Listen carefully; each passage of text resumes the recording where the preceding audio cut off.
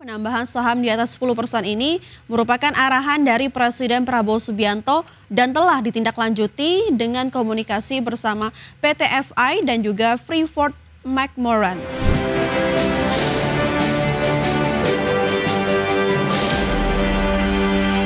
Pemerintah memastikan bakal memperpanjang izin usaha pertambangan khusus PT Freeport Indonesia yang habis pada 2041.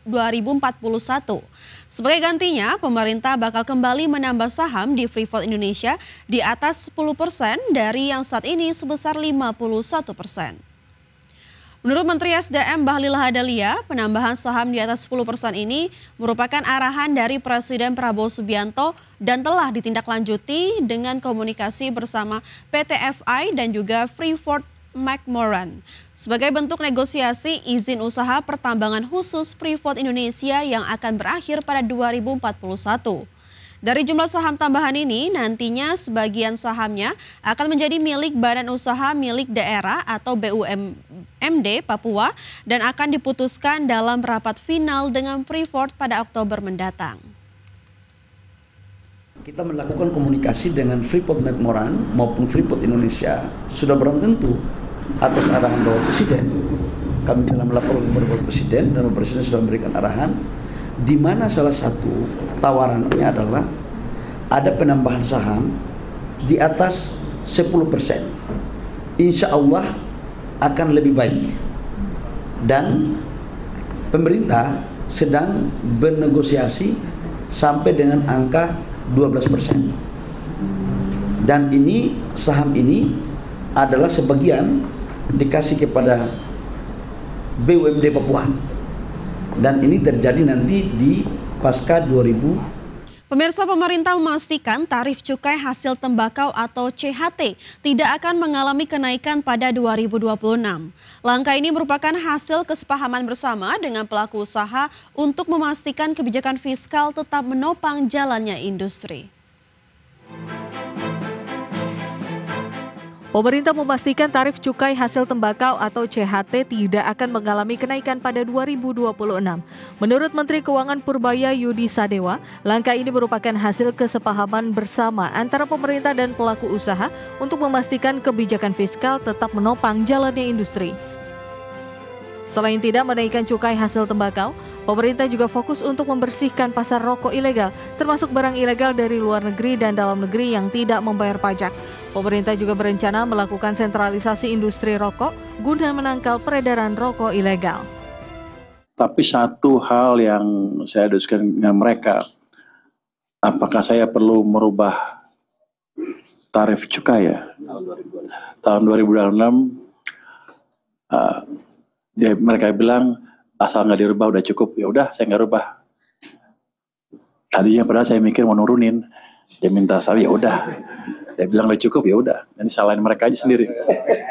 Salah mereka itu nyesel. Kalau gitu minta turun. Untungnya dia minta konstan aja. Ya udah, kita nggak naikin.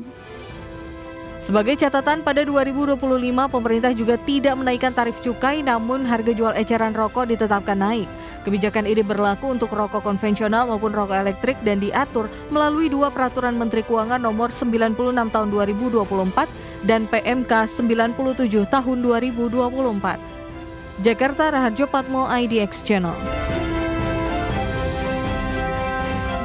Di mana Presiden Republik Indonesia Prabowo Subianto menyatakan kasus keracunan pada pelaksanaan program makan bergizi gratis di sejumlah daerah sebagai masalah besar yang akan diatasi dengan baik.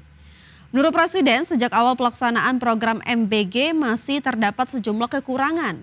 Namun, Prabowo meyakini hambatan yang muncul dapat segera diperbaiki agar tujuan program dapat tercapai. Presiden juga meminta agar permasalahan ini tidak dipolitisasi dan menekankan bahwa MBG untuk membantu anak-anak yang kesulitan mendapatkan makanan bergizi. Prabowo menyampaikan rasa keprihatinan atas berbagai insiden yang terjadi. Presiden juga meminta SPPG dilengkapi alat rapid test untuk memeriksa kualitas makanan. Ini masalah besar, jadi pasti ada kekurangan dalam awal, tapi saya juga yakin bahwa kita akan selesaikan dengan baik. harus waspada, jangan sampai ini dipolitisasi. Tujuan makan bergizi adalah untuk anak-anak kita yang sering sulit makan.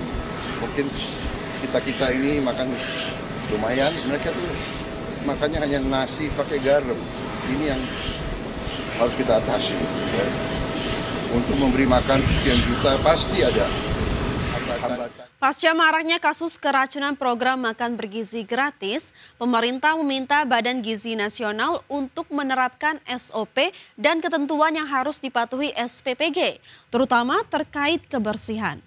Terkait kewajiban sertifikat layak higienis dan sanitasi atau SLHS, Kementerian Kesehatan akan membantu mempercepat penerbitan SLHS seluruh SPPG. Pasca maraknya kasus keracunan menu program makan bergizi gratis, pemerintah meminta Badan Gizi Nasional untuk menerapkan SOP dan ketentuan yang harus dipatuhi oleh setiap SPPG, terutama terkait kebersihan. Menurut Mensesnek Prasetyo Hadi, berdasarkan hasil rapat koordinasi terkait penanganan MBG, Presiden menekankan pentingnya masalah kebersihan. Pasalnya, berdasarkan hasil sampel yang diperiksa, kasus keracunan menu MBG disebabkan adanya bakteri. Bapak Presiden dari kemarin memang memberikan petunjuk-petunjuk yang sangat detail, bahkan sangat teknis. Misalnya berkenaan dengan masalah kedisiplinan, prosedur, tunjuk terhadap perbaikannya, sehingga hari ini dipimpin oleh Menko Pangan, kita mengadakan rapat di Kementerian Kesehatan untuk tadi bahwa yang paling utama adalah keselamatan anak-anak kita gitu. Sementara itu, kewajiban sertifikat layak higienis dan sanitasi atau SLHS untuk seluruh satuan penyedia program gizi atau SPPG. Kementerian Kesehatan akan membantu mempercepat penerbitan SLHS seluruh SPPG setidaknya dalam 1 bulan ke depan. Kementerian Kesehatan juga akan bekerja sama dengan Badan Gizi Nasional untuk mengawasi proses pemilihan bahan makanan serta proses masak di dapur MBG. Datanya saya belum dapat secara lengkap ya. Tetapi memang sertifikat hygiene dan layak sanitasi ini kita akan percepat agar supaya semua SPPG yang ada itu memenuhi standar dari kebersihannya, standar dari orang-orangnya gitu ya, standar juga dari prosesnya supaya baik. Sertifikat layak higienis dan sanitasi dibutuhkan dalam memenuhi standar usaha pengelolaan pangan yang telah memenuhi standar keamanan dan kebersihan yang ditetapkan, sehingga pangan yang dihasilkan aman untuk dikonsumsi masyarakat. Jakarta, Tim Liputan IDX Channel. Sebelumnya pemirsa, Kepala Staf Kepresidenan Muhammad Kadari menyebut dari total 8.583 satuan pelayanan pemenuhan gizi atau SPPG, hanya 34 SPPG yang telah memenuhi syarat sertifikasi layak hygiene dan sanitasi atau SLHS. Selain itu, dari 1.379 SPPG yang terdata, hanya 413 yang memiliki SOP. Dari jumlah tersebut, hanya 312 yang benar-benar mengimplementasikannya. Singkatnya, SPPG itu harus punya SLHS dari Kemenkes sebagai upaya mitigasi dan pencegahan keracunan pada program MBG. Ya, ini kan contoh bagaimana satu program itu nggak bisa berdiri sendiri, terlibat juga KL yang lain. Berdasarkan data Kemenkes lagi, dari 8.583 SPPG per 22 September, ada 34 SPPG yang sudah memiliki SLHS. 8.549 SPPG existing belum memiliki SLHS.